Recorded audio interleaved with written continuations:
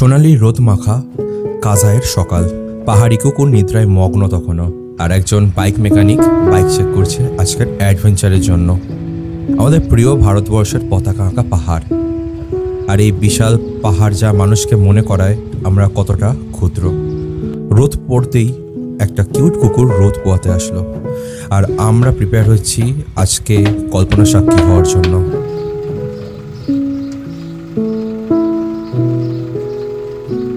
Very good morning from Kaza. हम निकल पा रहे हैं, हमारे साथ है हमारा मक्खन ड्राइवर सुरेंद्र जी।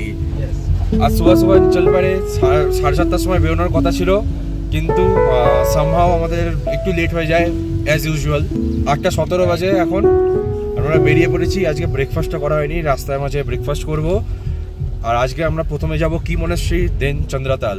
বলো হর হর মহাদেব। স্পিতির অপরূপ রাস্তা ধরে এগিয়ে যাচ্ছি ওই দূরে দেখতে পাওয়া পাহাড়ের দিকে।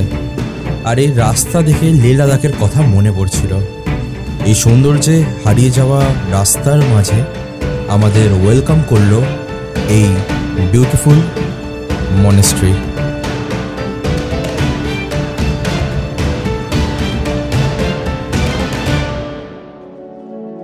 এবার আমরা প্রেয়ার হুইল ঘুরিয়ে প্রবেশ করলাম, আর কেউ কেউ এইভাবে প্রবেশ করলো।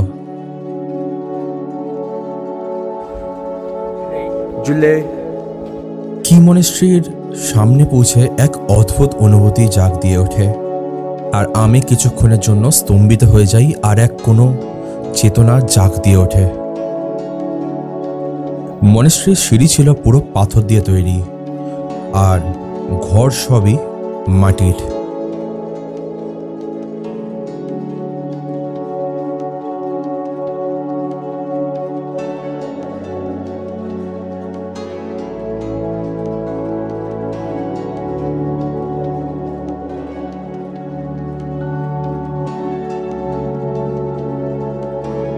এই মূর্তি হলো বজ্রযান দেবতার।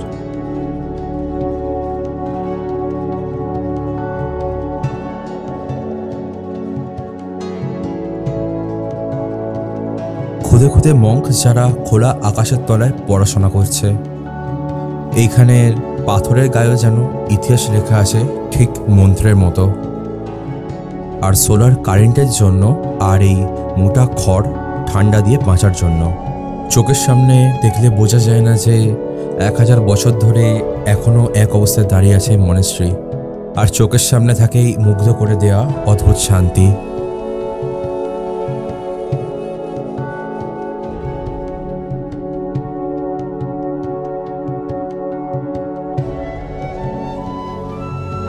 আমি এখন যেখানে দাঁড়িয়ে আছি, you can say it is heart of Spiti. হাজার হাজার বছর ধরে এই মনেস্ট্রি এখন এরকমই দাঁড়িয়ে আছে। এই মনেস্ট্রি অনেক কিছু সহ্য করেছে। You can't imagine Mongols attack, then fire, ভূমিকম্প, অ্যান্ড ডোগরা আর্মি প্লাস শিখরাও এর ওপর অ্যাটাক করে। But still you can see it is still standing here. 11th সেঞ্চুরিতে এই মনেস্ট্রি তৈরি হয়। ইতিহাসের এক খুব গুরুত্বপূর্ণ মনেস্ট্রি এটা। অ্যান্ড এখন এই মনেস্ট্রি পাহাড়ের গায়ে এখনও রয়েছে। সবাই একটা জিনিস কমন পাবে, সেটা হলো যে 5 উইজডম বুদ্ধা। এই 5 জন যে বুদ্ধা আছে, যেখানে অমিতাভ আছে, প্রজ্ঞা পারমিতা রয়েছে, ঠিক আছে, এইটা সব মনেস্ট্রির মধ্যে পাবে, সবাই দেখতে পাবে যদি যায়। তো এই 5 জন যে বুদ্ধা আছে, এই 5 জন বুদ্ধা 5টা এলিমেন্টকে রিপ্রেজেন্ট করে, ঠিক আছে। যেমনি আমাদের পঞ্চভূত, সেরকমভাবেই 5 জন বুদ্ধা 5 জন এলিমেন্টকে রিপ্রেজেন্ট করে।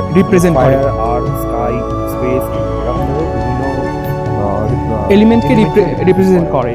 মঙ্ক হয়েছে তো কি হয়েছে, দেশপ্রেম আর ডিসিপ্লিন শিখতেই হবে। আর আমরা সাক্ষী হলাম এই ছোট্ট ছোট্ট মঙ্কদের ডেলি রুটিনের, যা আমাদের থেকে অনেকটাই আলাদা।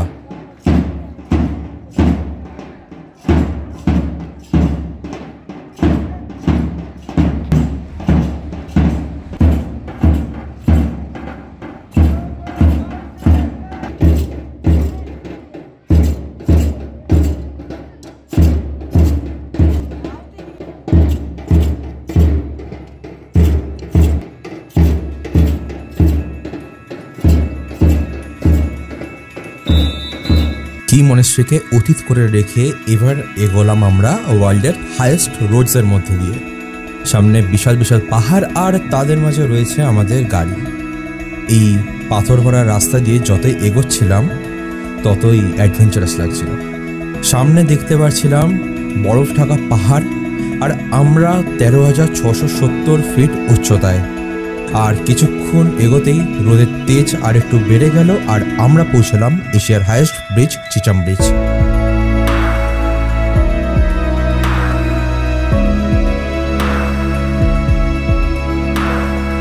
চিচাম ব্রিজ আধুনিক প্রকৌশলে তৈরি, যা এশিয়ার সর্বোচ্চ সেতু হিসেবে পরিচিত। সাম্বালাম্মা নদীর 1000 ফুট গভীর গিরিখাত জুড়ে বিস্তৃত।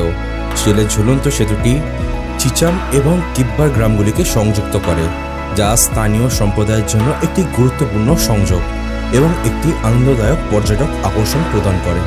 15 বছর ধরে নির্মাণের পর 2017 সালে সম্পূর্ণ এই সেতুটি দুর্গম ভূদৃশ্যের মনোমুগ্ধকর প্যানোরামিক দৃশ্য উপস্থাপন করে।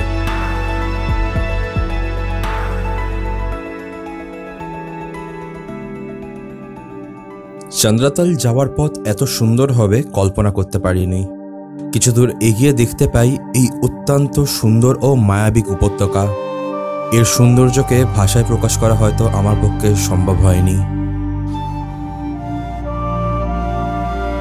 রাস্তা দিয়ে যাচ্ছিলাম আর দেখলাম এই সুন্দর ভ্যালি। দাদা কেমন লাগছে ভ্যালিটা? দারুণ দারুণ, এটা যখন না নিজে চোখে দেখবে কেউ বিশ্বাস করতে এই ভ্যালিটার নাম জানো? অসাধারণ। আমরা চন্দ্রতলের পথেই ভ্যালিটা পেলাম। সিঙ্গম, ওই চিঙ্গম ভিলেজটা পার করার পর কিছুটা আগালে এটা খুব হ্যাঁ। সুন্দর ভ্যালিটা। চেনা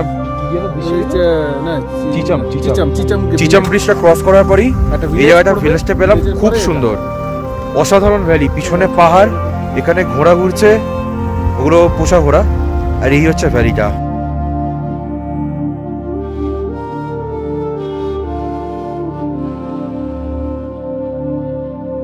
রাস্তা এত সুন্দর যে আমাদের গাড়িও আস্তে আস্তে চালানো হচ্ছিল। জানি না আবার কবে দেখা হবে, তাই শেষবারের মতো এই ভ্যালি উপভোগ করছিলাম। রাস্তা খারাপ হতে শুরু করে ধীরে ধীরে, তা এই বিপদে পড়া বাইক আরোহীকে দেখে ভালো করে বুঝতে পারলাম। মন বলছিল এই সুন্দর রাস্তা যেন শেষ না হয়, আর আমার চোখ যেন একটু বিশ্রাম না নেয় এই মায়া থেকে। এরকম আঁকাবাঁকা রাস্তা আর বায়ু প্রবাহের জন্য তৈরি এমন খাড়া পাথর এইখানের প্রাচীন ইতিহাস চোখের সামনে জাগিয়ে দিচ্ছিল। দেখে মনে হয় যেন কোনো শিল্পকার এইগুলো তৈরি করেছে। সত্যি এর শিল্পকার এই প্রকৃতি, যা কোটি টাকার আর্ট পিসকেও হার মানায়। আমরা এগিয়ে চলছিলাম আবার সেই দূরে দেখতে পাওয়া পাহাড়ের দিকে। দুদিকে উঁচু পাহাড় আর অনেক ঘন্টার জার্নি, আর জানি এই রাস্তা ধরে গেলেই পৌঁছাবো চন্দ্রতাল লেকে। এবার রাস্তা খারাপ হতে শুরু করলো, আর আমাদের গাড়ির গতিও আস্তে হয়ে গেল। পুরো রাস্তা পাথর আর কাঁকড়ে ভর্তি। জানলার কাঁচও খুলতে পারছিলাম না, কারণ এত ধুলো যে শ্বাস নিতেও সমস্যা হয়ে যাবে। কিন্তু তবু কিছু গাড়ি ছুটে যাচ্ছিল তাদের আর আমাদের গন্তব্য চন্দ্রতালের দিকে। পাশে সাক্ষী রেখে যাচ্ছিলাম এই দৃশ্যকে। রাস্তার মাঝে এক নতুন গন্তব্য পৌঁছালাম, যেখানে একটি ছোট্ট গ্রাম যা চন্দ্রতালের জার্নিকে আগে বাড়িয়ে নিয়ে যায়। আমরা যাচ্ছিলাম আর আমাদের সাথে আরও অনেকেই এই একই সফরে। সিঙ্গালিং নামক এই সুন্দর ক্যাফেতে আমরা কিছু লাঞ্চ করে নিই, কারণ চন্দ্রতাল এখনো অনেক দূরে আর সময় অনেকটাই কম। ক্যাফের ছাদে বসে আমি কল্পনা করছিলাম চন্দ্রতালের, আর পৌঁছাই চন্দ্রতাল। বৃষ্টির জল একমাত্র রাস্তা প্রায় শেষ করে দিয়েছিল। গাড়ির লম্বা লাইন, আর কিছু গাড়ি আটকে যেতে সব লোকেরা রেস্কিউ করতে ছুটে আসছিল, কিন্তু সবাই চেষ্টা করছিল কোনোভাবে এই রাস্তা পার করার। মানুষজন আর অপেক্ষা করতে পারছিল না, তারাও ভাবছিল যে আমরা এইখান দিয়ে পার হয়ে যাই কোনো রকমভাবে, আর আমরা সবাই একে একে এই প্রবল জলের স্রোত পেরিয়ে যাই বিপরীত প্রান্তে। কিন্তু আমার একটুখানি ভুলের জন্য আমায় এই জলের স্রোত আঘাত করে, আর আমার জুতো পুরো জলে ভিজে যায়, আর আমার জামা কাপড়ও।